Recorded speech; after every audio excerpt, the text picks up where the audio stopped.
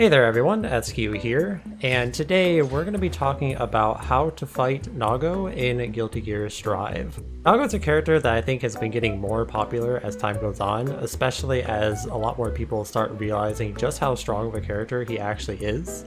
And one of the most common things I get asked is, how do you fight Nago? What are you supposed to do in this matchup? What are things that you can be doing better in this matchup? And that's what I want to help people with today. We're not going to be going over every little detail. I just want to give people some basics that they can work off of to help them improve at the matchup. Keep in mind that I do play Ram, so most of these examples are going to be with her in mind, but even if you don't play her, there's still going to be tons of things in this video for you to learn from, and it will give you ideas of how to approach things as your character. And real quick, before we get into the video, I just want to say if you do enjoy the video and you find it helpful, please consider dropping a like and subscribing to the channel, as it really helps me out and you'll know whenever I upload future videos. I already have a couple guides on my channel and I have a lot more coming up, a lot of different videos I have ideas for that you won't want to miss out on. With that said, let's get into the video. Nago as a character has a couple of different strengths. He has very strong normals with very good range. He has very high damage output, very strong mix-up, and because his defense and guts are higher than normal, he essentially has more life than other characters, meaning he's harder to kill. On the flip side, even though he does have strong normals, they do have a little bit longer startup and or longer recovery. He doesn't have very good movement, he doesn't have a normal run type dash that most characters have, he can only walk.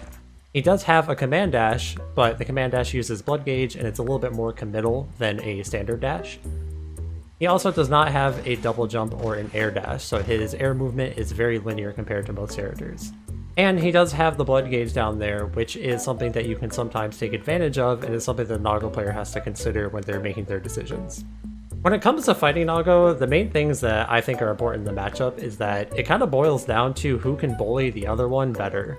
You really want to try and bully the other person into the corner, because that's pretty much where you're going to win.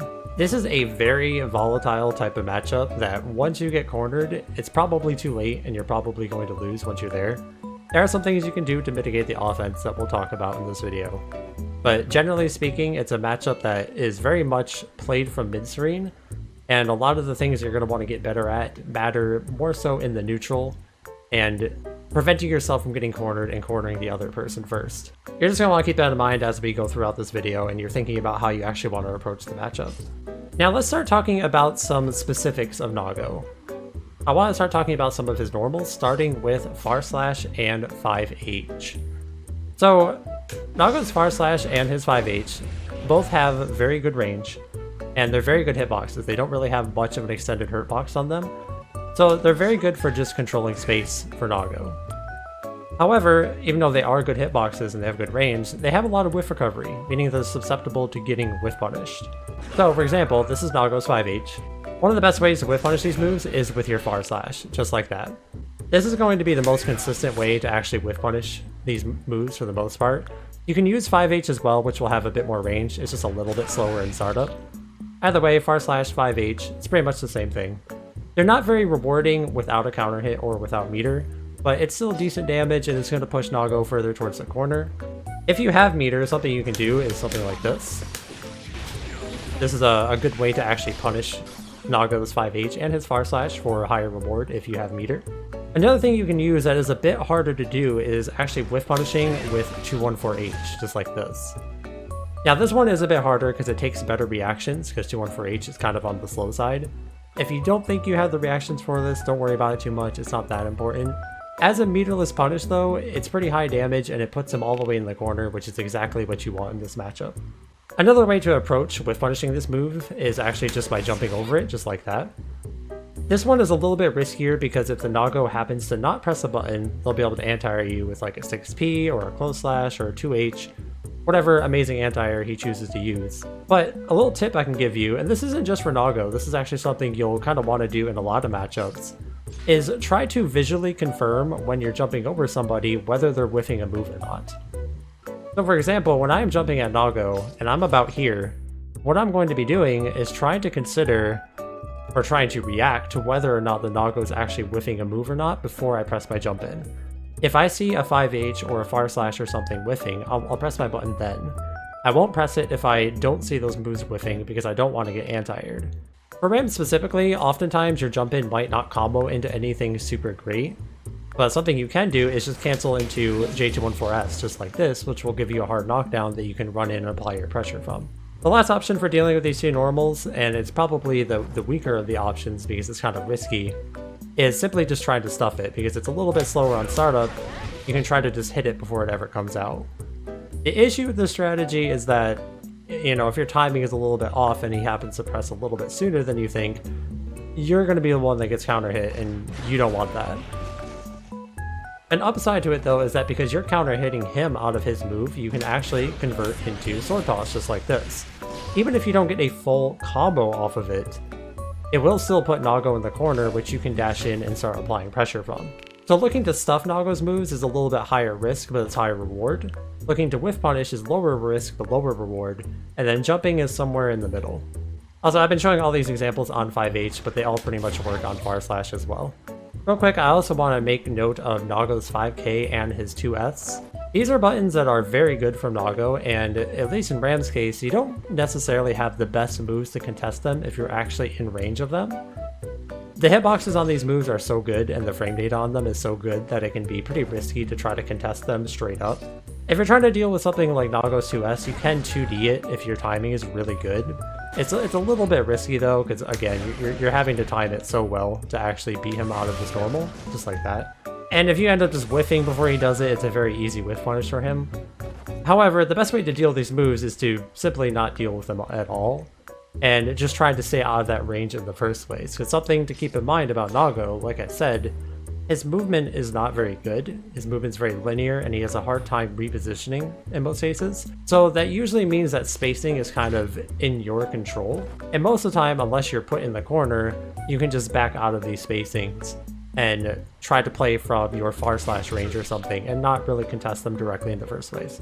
Next thing I want to talk about is Nago's 2H, as this is a move that a lot of Nago players will just start throwing out like crazy. I feel like this is like Nago players' favorite move to use. However, it is very, very whiff punishable, and one of the things you absolutely have to get good at in this matchup is whiff punishing it. This move will usually whiff almost all spacings as long as you're crouching. You have to be really close to him for it to actually make contact with you. So you want to keep that in mind and just kind of stay out of that range and actually look to whiff punish them. It's pretty active, so you don't want to stand up too early, but it is very whiff punishable, and you're going to want to punish Nago players for doing this because a lot of them do it too much. And if you're letting them get away with it, they're not going to stop. And also, just as a small tip, if Nago player is using 2H a lot, you kind of don't want to jump too much, not just because it'll anti-air you, but even if you end up blocking it, he can cancel into command dash and start his turn that way. Something you can do to bait Nago's 2H is just doing something like this. Do like a quick jump and then air dash back. As it'll get a lot of Nago players to try and anti-air you, and they're going to be too late. And then you can whiff punish, just like that. Next thing I want to talk about is Nago's movement options, specifically his command dash and his jump. So he doesn't have a normal run dash like most characters do, but he does have this command dash. His command dash is actually pretty good. It's very fast and it will go pretty far, but it's a little bit more committal than other dashes because you can't really move in small increments, not without spending way too much blood, at least. So something you'll want to look and scout out for during your matches when you're fighting Nago players is if you feel like they're trying to come in, you can actually just like 5k them or something. This is usually what I do if I'm expecting a command dash. I'll just 5k him and then I'll convert into a full combo. You can use 2k as well if you want to use that and just get the basic knockdown. It doesn't really matter. The point is, when you're outspacing Nago, you have to really be looking for this command dash sometimes and not let him just get in on you. Because this is one of his only ways to actually get in on you. He can't just do a normal dash.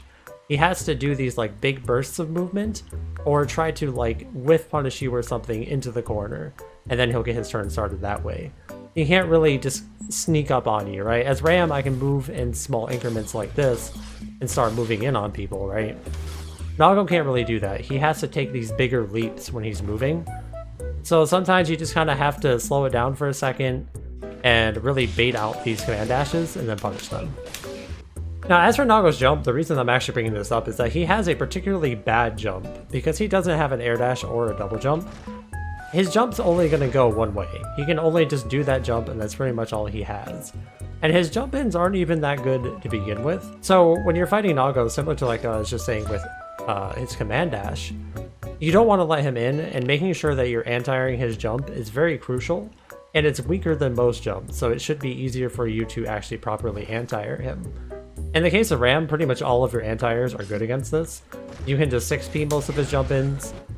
One thing that I like to do is just use 5P. 5P is usually pretty reliable. If you're like kind of right under him, it'll usually work out pretty well, just like that. You can JP him out of his jump because his jump is just so slow. You can just run up and just, you know, JP him out of the air. You can air throw him, whatever you choose to do.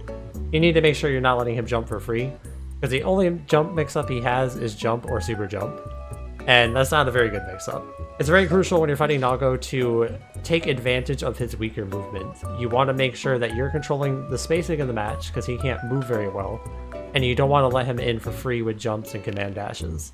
The last thing that we gotta talk about for neutral is this move, Nago's 214H, or as most people call it, Beyblade.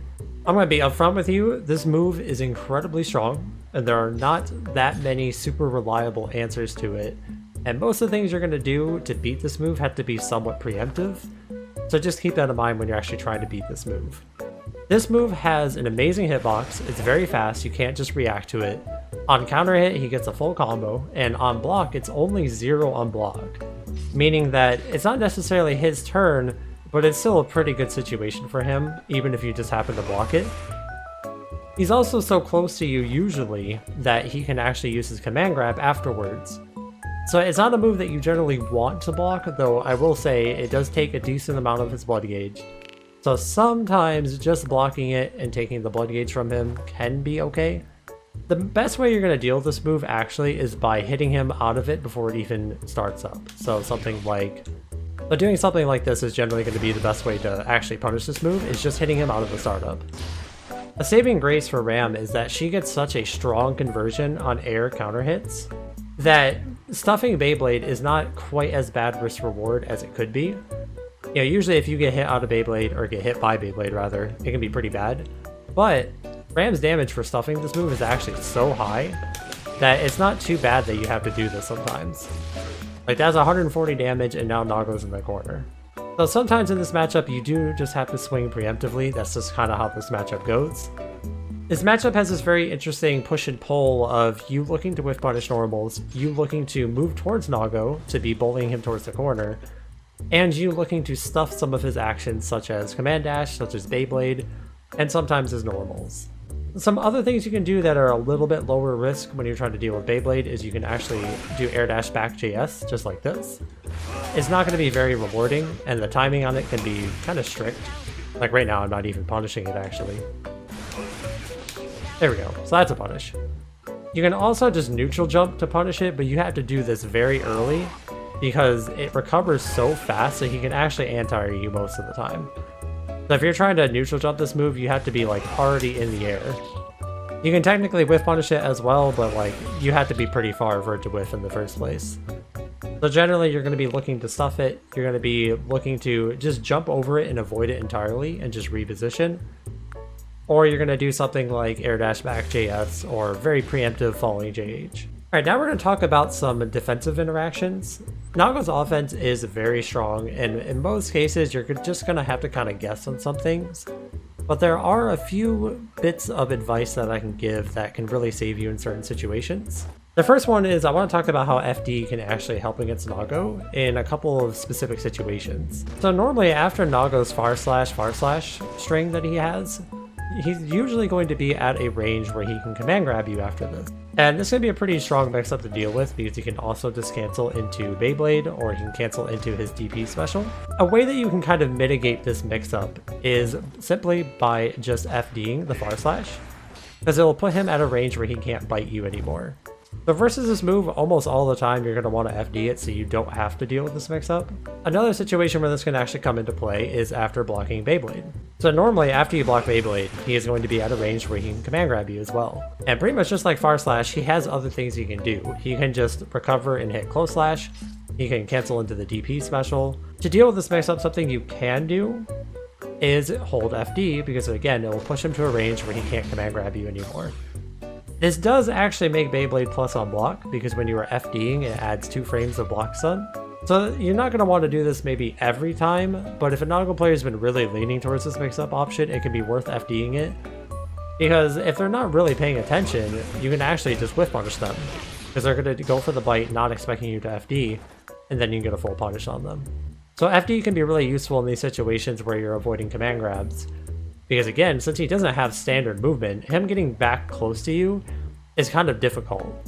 Another thing to keep in mind when you're fighting Nago is anytime Nago cancels a normal into a forward command dash, this is always punishable on block so long as he is close enough to you to actually get hit by one of your moves.